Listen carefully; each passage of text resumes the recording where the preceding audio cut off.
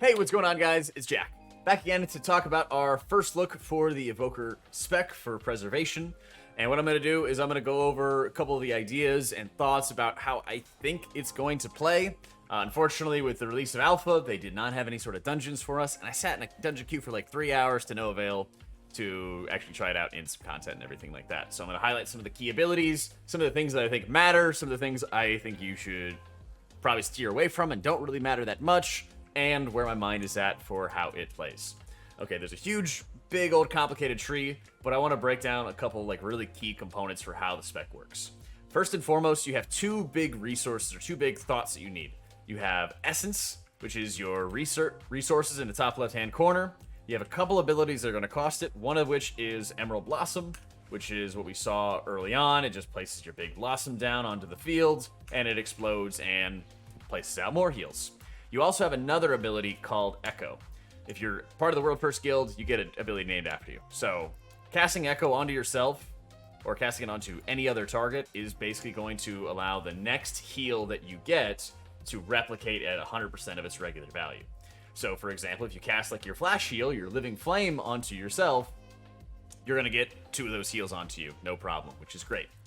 It can also work towards AoE heals. So you could place Echo onto yourself, and then put out, for example, your Dream Breath, and have it fully empowered, and then you're going to be able to double the effect that it does to you for a massive amount of healing. The problem is they both cost Essence, and there's not a lot of Essence regen that you have on hand, unless you're going to be DPSing during filler. So what I put together in this build is using an ability like Azure Strike, which is a kind of like a cheap form of Smite, basically. These will give you some procs that will allow you to cast abilities that cost Essence for free. And that's part of where our idea for the build is kind of coming into, is that you're going to be able to roll with standard abilities that have empowerments, like Dream Breath and like Spirit Bloom. Both of these, basically, you power them up, you face the frontal wherever you want it to go. Once it reaches that max, you can hold off, hands off the keyboard, and it'll go on its own. Or, alternatively, you can wait until it hits that final empowerment level, and then you can activate it instantly for it to pump out healing to where it needs to be able to go. So those are empowered abilities that are gated by a cooldown. Whereas abilities like Emerald Blossom are gated only by the essence that you need to spend to be able to pump those out. That's the key difference that you need to be worrying about. So there's a couple different augments that you have on hand to be able to deal with it. Like I said, Azure Strike is this ability that's going to be hitting 2 targets at a time.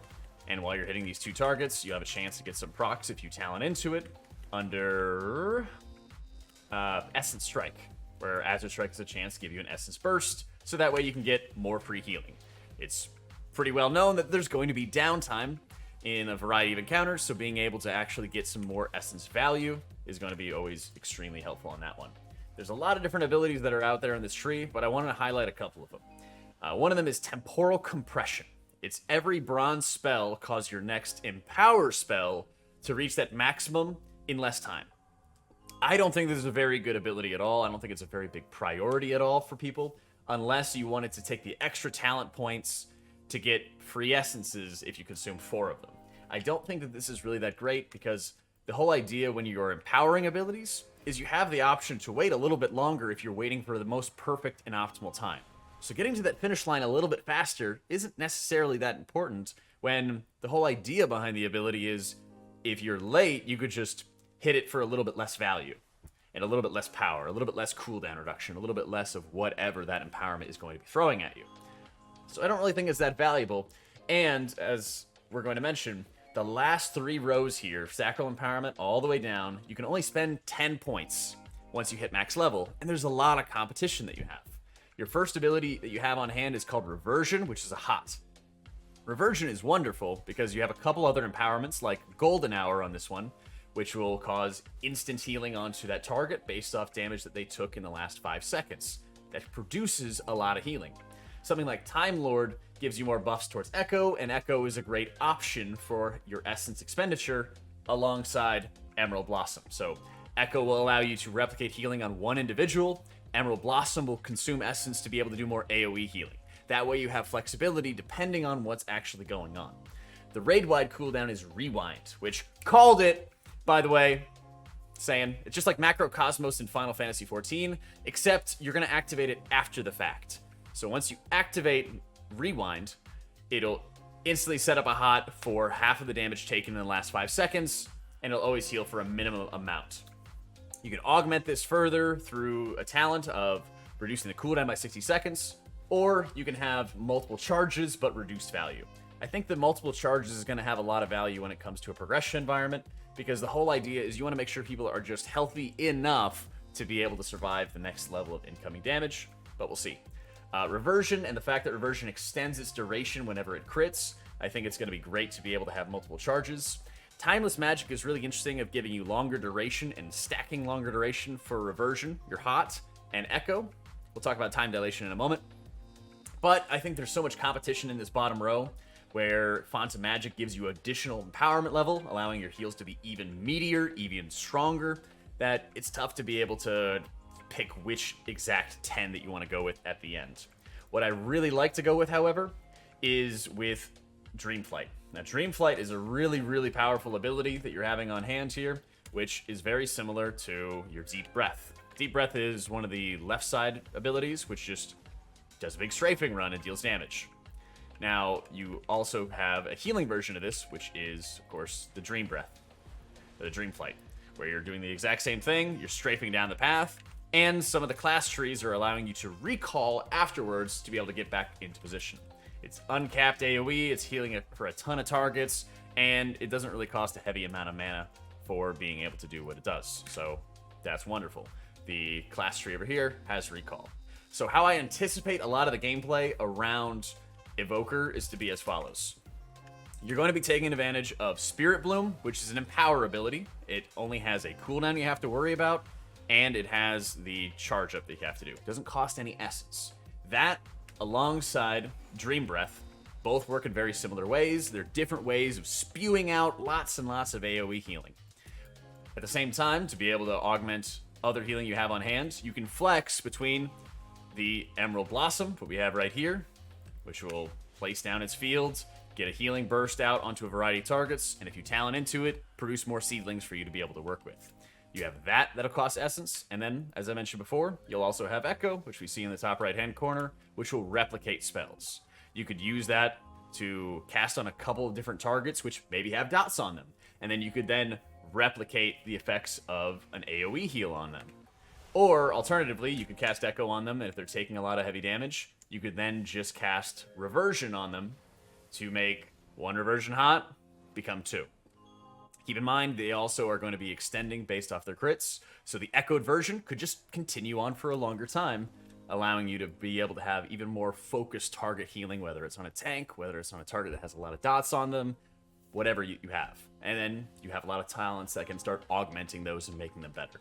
Some of the duds I think I see so far are Temporal Anomaly. This is kind of like a shitty Chi Burst. It kind of just sends out this sandball in front of you to heal allies. You can kind of get it caught onto walls as well to be able to make it last longer, but at the moment it costs like a ridiculous amount of mana, and it's a hasted CD.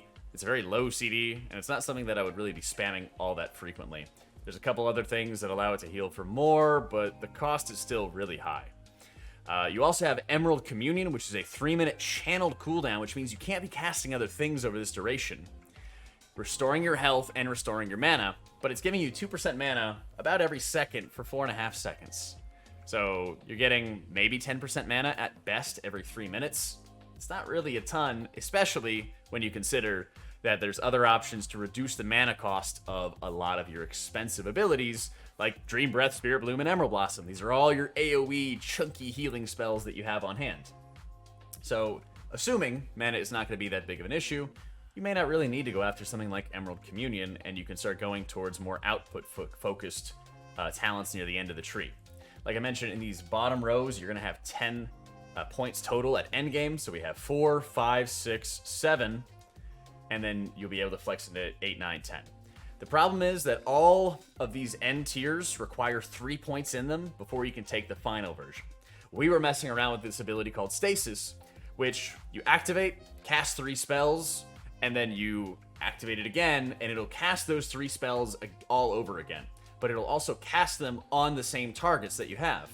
So, for example, if you have both your tanks getting obliterated, but you want to do a little bit of AoE healing, you could activate Stasis, And I'll show you right here. We could flip the changes on over. We could activate stasis. We could put an echo on our friend Diploid. We could put it up onto myself. And then we could cast our Dream Breath so it hits both of us. And then both of those healing effects are going to be replicated. And then we can activate stasis once more. And we just do the entire thing all over again. We echo myself, we echo the other player, and then we cast another AoE heal, so we're replicating output. There's a lot of different ways to go about using an ability like stasis, which is awesome. And there's good synergy with Grace Period, which gives you more healing on targets that have reversion. Remember, that's going to be your hot effect. That's going to be the one at the very top of the tree, which we love. So I fully expect Timekeeper, where reversion has multiple charges to be utilized. I fully expect AutomaticJak, where you can get an additional maximum level of empowerment. As you can see in the bottom right-hand corner, you'll be able to get more healing and more cooldown reduction for something like Dream Breath. So if you can afford the mana costs of being able to cast it as frequently, then you're going to be able to spam it and utilize it for even greater effect, even more output that you'll have on hand. A couple different things. But these last rows, I guess it's a good thing. It's a good problem to have. They all really look very good. Having longer duration on reversion, again, it's your hot, feels freaking great. Having all your targets receive more healing from you with reversion on them, gonna be great, especially if you have a lot of focused target healing that you need to be doing, like 5-mans. But I do think some of the best value that you're gonna be able to have is gonna be with Renewing Breath, where Dream Breath is healing for more, and with the Dream Flight, because of how efficient and effective that Dream Flight can be, not only for your movement, but for overall healing output, the lower-ish mana cost for the healing that it's going to be providing you. All of those things give you so much value on hand that I do think it's going to be very, very consistent in terms of pick for like a raiding environment. But we'll have to see. Other notable highlights, you have Time Dilation, which basically gives like a stagger effect to any of your, like any target. You could be using it on the tank, having half of the damage that they would be taking be delayed over an 8-second period. That's going to be great, and there's always different modifiers that you have for that, where you can reduce the cooldown further through having any essence abilities being cast. All of that is super helpful. You could also cast it off of Delay Harm, which is going to allow some of the damage to be further delayed as well. You have a bunch of different buffs for tank externals, tank defenses that you have on hand. So the way I really view a lot of Evoker healing in a raid is going to be using something like Azure Strike to be able to fill in, and it can be cast up to 25 yards away. This is going to be able to give you procs, which will give you free essence casted abilities. And then you're going to be able to constantly cycle through those once you get those procs, and you can kind of hold them for the 15-second duration and even build up a second charge as needed. I sort of see Evoker playing in a similar way towards maybe a little bit with Holy Priest, where you will be pressing a lot of your abilities as you get them, but maybe more so with like Mistweaver, where you have a couple cooldowns you're going to cycle between, you're going to use them as you need to, and you're not going to be having some sort of like really hard set ramp that you must be executing to perfection every single time. We tried to put together some builds of like maximizing echo output on a variety of targets, and it just didn't really seem to work that well. When you first look at the tree, it seems very complicated and very all over the place. But my initial thought is you have a couple different empowered abilities with Spirit Bloom and Dream Breath that'll pump out a lot of output, and being able to make them more powerful and being able to make them more efficient and cost less is just going to be a massive priority, and it's going to be something that's a lot more simple and a lot more easy to be able to do.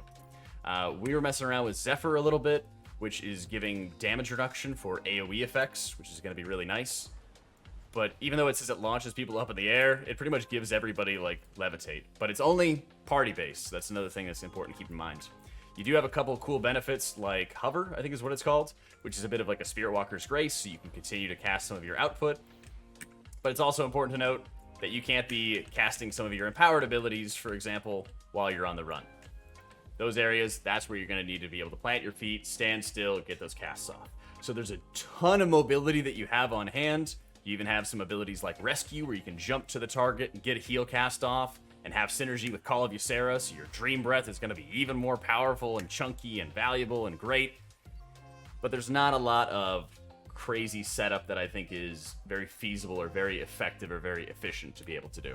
So in a raid, I think that this build could be kind of similar to where maybe Mistweaver is at, where there's a lot of spew healing, a lot of regular AoE healing that you're able to pump out, but you can time the burst a lot better than a Mistweaver could, where they're pretty much consistently pumping it out with refreshing Jade Wind or Essence Font or Ancient Teachings of the Monastery damage, where you can really effectively time burst that has less hot follow through and a lot more upfront output, which I think could be very valuable.